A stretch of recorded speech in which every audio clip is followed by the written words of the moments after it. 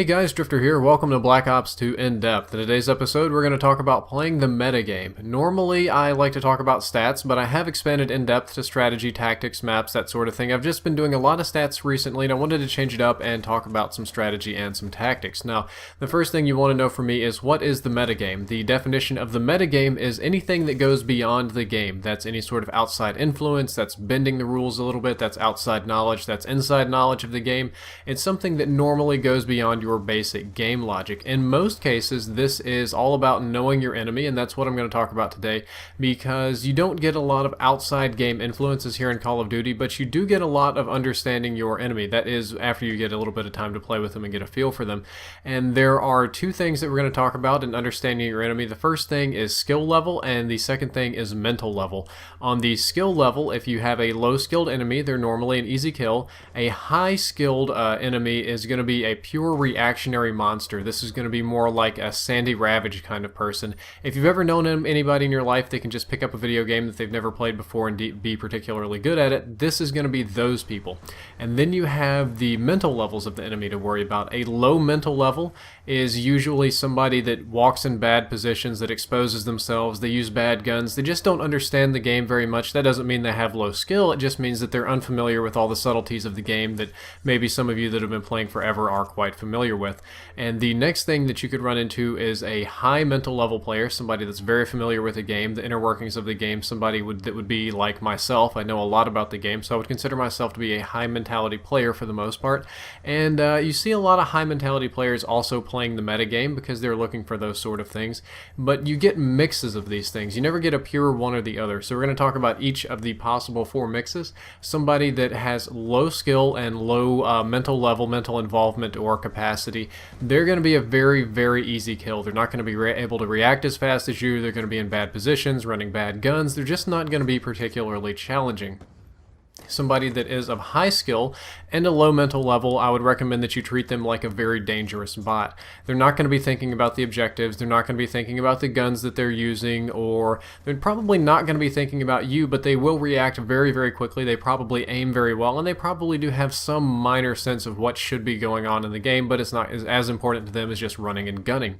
A person that has a low skill and a high mental level, which has been me in some games, there are some games that I'm quite bad at, these are mostly going to be campers. They already know that they can't go out and win gunfights for various reasons, so they're going to need to set up and post and control and camp or tactically hold an objective, whatever you're going to call it. And also people that run unusual setups, people that run setups that only work in certain situations, and they're going to try to force you into those situations. The very last one that we're going to talk about is by far the most dangerous, and that's somebody with a high mental skill level and a high regular skill level, so that their skills and their mental abilities match up high in both areas. And this is by far the most dangerous kind of enemy. The person that I would like to, or the couple of people that I'd like to give examples of, if you're thinking about commentators, Xjaws would be a perfect example of this because he understands how the game functions and he has skill and he thinks about the enemies. Another good example would be Sharpie NV from Team Envious. He likes to think about what his enemies are doing and how the objectives are going and get a flow for things, but on top of that he's also a very, very skilled player. People like this will also be playing the metagame. While you're sizing them up and trying to understand them, they're sizing you up and they are trying to understand you, so this is a very dangerous kind of person to deal with. My recommendation is that you don't overthink simple-minded players. The majority of players in this game are going to be of the simple-minded lot. They're not going to be thinking too hard about what you're doing or what the enemy team is doing, and only somewhat about the objective. See, like these people that just spawn, they don't even consider to check behind them or call in a radar, look at their radar. It's just not their thing. That doesn't mean they're stupid people. It just means that they're not mentally involved with this game, which is totally okay. You just have to think of them as kind of like the bots in Monday Night Combat. They're just going to run, and if they see you, they're going to shoot you. They might not even shoot you all that well, but they're just going to walk around and do that.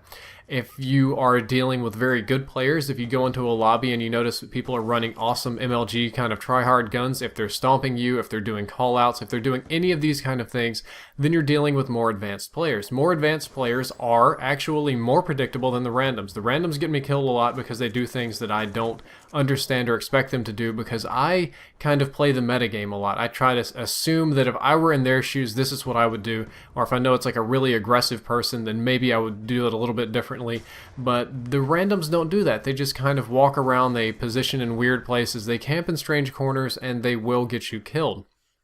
If you underthink advanced players, if you're playing against a really awesome person that knows what he's capable of, that knows what the team is capable of, that's using the radar, that's getting shoutouts, and you treat them like a dum-dum, if you treat them like the randoms that get on when they're high and play and talk about swag and kush and all that kind of stuff, then they are going to destroy you. They're going to pin you in your spawn, they're going to throw grenades at you, they're going to keep you flashed, they're going to have their teammates, even if you're running counter UAV, their teammates are going to call them out to where you are, and it doesn't really matter. That's why nobody in professional gaming uses silenced guns, because there's no reason to do that. So my best recommendation for your enemy is to size them up quickly. In the first 1 or 2 minutes of the game, or even less, you want to get a very good understanding of who you're playing against. It's usually going to be a mixed bag. You're going to have a team of 1 or 2 high skill people and a bunch of just kind of randoms that are flooding the map and not doing as much. And you need to understand who and what, and most importantly, you're going to want to understand how they look and what gun they're using. There's a lot of people that are very attached to one gun, or they want to level it up, and they're just not going to change it no matter what. So you can oftentimes identify players by their weapon, if not definitely by the name, and you got to know the good ones to watch out for. Speaking of which, you have to adjust as they adjust. This is one of my biggest flaws, is that I also like to pick one gun and just kind of run with it no matter what. Like, I'll make this work, or I'll make this strategy work, or I want to get these clips and I'm going to make it happen. The best way to play is to be very flexible on all of your classes. If something isn't working, change to something completely opposite, to something completely radically different, and just try to throw the enemy off a little bit. Try to find something that works. Try to find whatever weapon class they're using, whatever the weakness is, and fill in that gap and make it work. And if they change, which they are likely to do if you're playing good players, then you change right back very, very quickly. Don't be afraid to change. On top of that, you want to force engagements on your own territory. If you've ever read the book Art of War by Sun Tzu, I hope I pronounced that correctly, which I've never read the whole book, but I've read a lot of the sayings. About half of his sayings are different ways to say you want to fight on your terms. You don't want to fight on their terms, because they're going to try to force you into a situation where they have the advantage, where they're like across the other side of the map and they have a sniper rifle and you have a shotgun, where if you were close to them and they had a sniper and you had a shotgun, you'd probably destroy them and they probably couldn't quickscope you. This goes the same in Call of Duty as it does in real life. You want to control the engagement. And when you control the engagement, you can choose to do one of two things. You can choose to fluster the enemy, to make them angry and upset, and try to get them to do more aggressive things than they would normally do, or maybe quit, or just keep throwing them off and making them uncomfortable so that they are not maybe mentally or emotionally in control of their own actions, and even they can't predict what they're going to do. That's going to kind of force a smart person to play like a dumb person because they're so upset. Or what you can do is let them have a sense of overconfidence. That doesn't mean you run out there and die or let your teammates die, but that means if you know a person is running a shotgun and they see you run into a building, the first thing they're going to think is, oh, I'm just going to run in there and get them. It's close range. Well, if you know it's close range and you know they have the advantage, that doesn't mean that you can't post up behind a box or a barrel or something that obscures most of your body, which a shotgun couldn't hit very well, and maybe burst them in the face with the B-23R or something like that. You use their perceived advantage against themselves.